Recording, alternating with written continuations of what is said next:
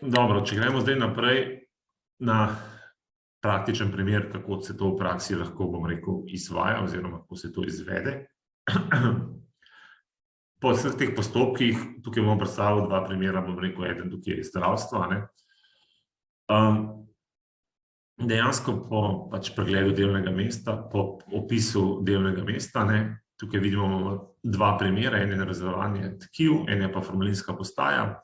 V prvem primeru se uporablja, bom rekel, tukaj gre za formaldehid. Formaldehid vemo, da je, bom rekel, kancerogena snov druge stopnje, druge nevarnostne skupine, ki bo se verjetno v prihodnosti tudi, bom rekel, se proba zamenjati, v zdravstvu žal to ni mogoče, v, bom rekel, lesni industriji, področnih proizvodnji fenolformaldehidu lepil se ta koncentracija formaldehida bistveno nižja. Treba se pa zavedati, da je stvar zelo hlapna, dolgo je hlapna, ima pa tudi izredno nizko mejno vrednost sedaj v Sloveniji oziroma v Evropi, in dejansko so hitro te koncentracije na dveh mestih presežene, čeprav se ta uporaba je, bom rekel, zelo nizka. In tukaj imamo dva postopka, eden je v bistvu čist, bom rekel, ko zdravnik pregleduje določena tkiva, se uporablja v bistvu 4% formaldehid, kjer je uporabljena količina pri tem seveda velika. Tudi veliko časa se to stvar pripravlja, zdaj pregleduje, to se pravi 6 ur na dan, 6 do 8 oseb. V drugem primeru gre pa v bistvu za pripravo določene kemikalije, kjer se pa uporabljajo dosti bolj koncentriran formaldehid, sicer v manjših količinah, vendar pa kratek čas pa samo, bom rekel, ena oseba to enkrat na dan naredi. To se pravi, dejansko imamo dva različna primera. Eden je, kjer kemikalija se uporablja v širšem pomenu, v več časa, vendar v nižjih količinah, v nižjih koncentracijah. V drugem primeru pa je v bistvu manj časa, samo ena oseba, pa v višjih koncentracijah. Kaj nam sedaj, bom rekel, ta kemijska ocena tveganja, ta metoda da? Kot sem že rekel, dejansko treba se je, to bi nekako mogoče tudi tukaj izpostavil, AVO oziroma kemijska ocena tveganja se dela za vsako nevarno snov posebej. To se pravi, če imamo mi zmes, tukaj imamo 4% formaldehid, formalin, ki je sestavljen iz formaldehida in iz metanola. Dejansko je treba oceniti nevarnost za vsako kemikalijo posebej, ker tudi mi imamo ne za določene zmesi oziroma, ker določene varnosti tudi imajo H stavke za cele zmesi, mi tukaj, bom rekel, se upošteva vsaka kemikalija posebej, ker tudi v zakonodaji nimamo mejnih vrednosti za zmesi, 4% buferiran formaldehid ga nimamo, ampak imamo za formaldehid pa metanol. Zato treba vsako posebej oceniti. Delež tega oziroma koncentracija se pa nekako potem se pa upošteva tista, ki je pač bolj nevarna oziroma tista nevarnost se nekako se mi zdi smiselno, da se upošteva. In zdaj v tem primeru, ko sem jih predstavil, v prvem primeru ena je za prvi primer, dva je za drug, ker imamo samo formaldehid brez metanola, lahko vidimo, da pač H stavki v obeh primerih formaldehidov so enaki, metanol nekatere druge, pač količina je druga, zdaj, če pogledamo mejne vrednosti, vidimo že po mejnih vrednostih, da je formaldehid dosti bolj nevaren od metanola.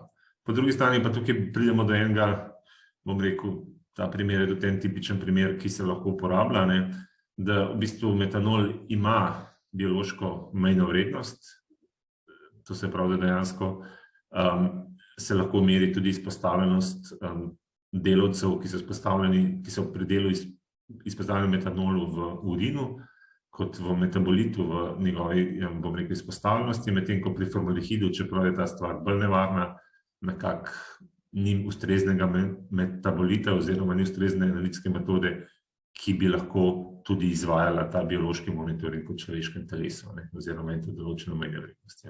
Se pravi, biološke mejne vrednosti niso vezane samo na nevarnost kemikalije, ampak tudi na, bom rekel, zmožnost določitev te kemikalije v človeškem, v urinu oziroma v krvi in tudi, bom rekel, ali je ta proces, ali ta podatek, kaj pove o sami izpostavljenosti oziroma se akumulira, se ne in tako naprej. To se pravi, ni pa vezan strogo na bom rekel, nevarnost kemikalij, ker določena podjetjih sem dobil včasih odgovor, če pa kemikalija nima bat vrednosti, potem pa ni nevarna. To se pravi, bomo mi imeli samo tisti, ki imajo tudi še bat vrednost zraven. Tako da to dejansko ni res, ker bat vrednosti, tudi kasneje boste videli, jih je dosti manj kemikalij, ki imajo predpisano biološko mejno vrednost, kot pa kemikalij, ki imajo predpisano mejno vrednost na delovnem mestu, na zraku na delovnem mestu. In iz tega lahko vidimo postavke H-stavko, vidimo, da je v bistvu nevarnost kemične snovi, to se pravi, to je ta stolpec, vidimo, da je formaldehid v obeh primerih 16, pri metanolu je pa seveda 6.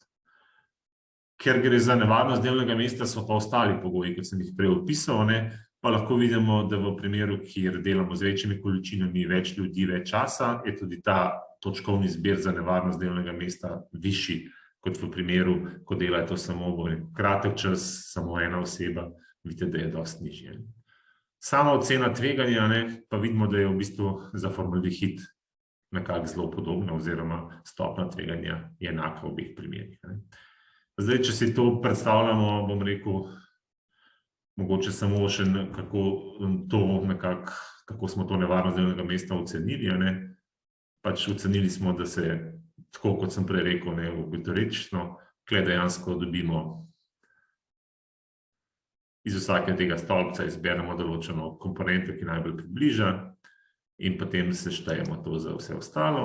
To je tukaj mogoče isti primer prikazan še, bom rekel, na podlagi teh izračunov dodatnih, to se pravi, dejansko sporočajo enako, nevarnost kemikalij v formaldehida v obeh primerih 16, kot sem omenil, stanje tehnike je v obeh primerih 14, organizacija dela je predvsem bistvena razlika. To je pa seveda število delavcev, količina, pa pogostost izpostavljenosti. Vendar skupno tveganje v obeh primerih pa vidimo, da je enako 3. To je predvsem ta, zakaj organizacija dela, tukaj imate nekako izpostavljeno, zakaj prihaja do razlik pri tem točkovanju. Zdaj pa, če pogledamo še grafično, kaj nam to pomeni, kje smo to stopnjo 3 oziroma v primeru metanola dobili. Tukaj vidimo, to je primer to se pravi prvi primer, ko imamo 16 nevarnost kemične snovi za formaldehid, pa stopnjo tveganja 45, medtem ko gre v drugem primeru, ko imamo pa za metanola, ko je stopnja nevarnosti kemične snovi 6, razmere so pa enake na delovnem mestu, pa vidimo, da je v bistvu to stopnja tveganja v zelenem oziroma stopnja tveganja 2 nižja od, bom rekel, formaldehida. Medtem ko v drugem primeru, ko so pa pogoji, bom rekel, tukaj v narekovajih pogoji boljši oziroma imamo točkovni izbir na delovno mesto, pogoje dela nižji pri formaldehidu, pa vidimo, da tukaj dosti ne vpliva na nevarnost, na stopnjo tveganja. Še vsem smo v območju tega rumene, bom rekel, da se bo stopnja tveganja 3, kljub temu, da je ta, bom rekel, seštevek kar skoraj za 10 nižji.